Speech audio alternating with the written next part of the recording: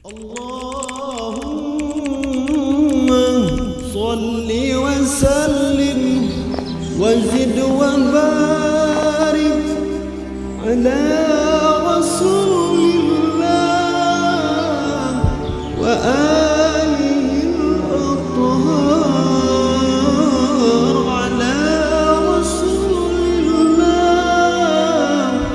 wa sahbihi al-akhyar.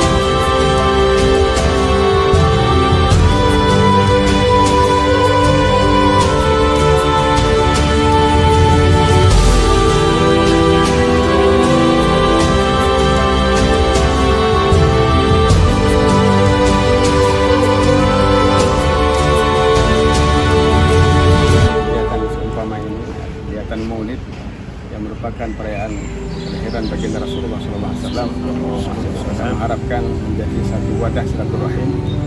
Mudah-mudahan dengan berkah perayaan hari kelahiran baginda Rasulullah SAW, Allah turunkan keberkahan daya yang kita cintai ini, dan kita telah sukses melaksanakan Maulid Nabi besar Muhammad SAW.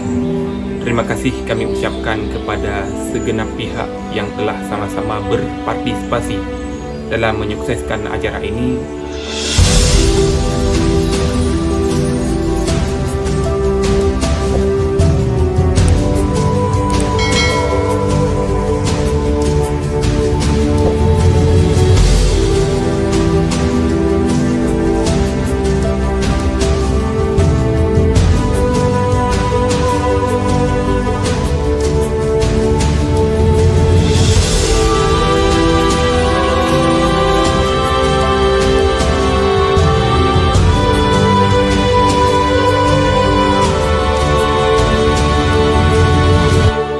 Kita telah sama-sama berkumpul di halaman Muassasatul Ansar, yakni Yayasan Al-Ansar, dengan tujuan merayakan hari kelahiran Nabi besar Muhammad sallallahu alaihi wasallam.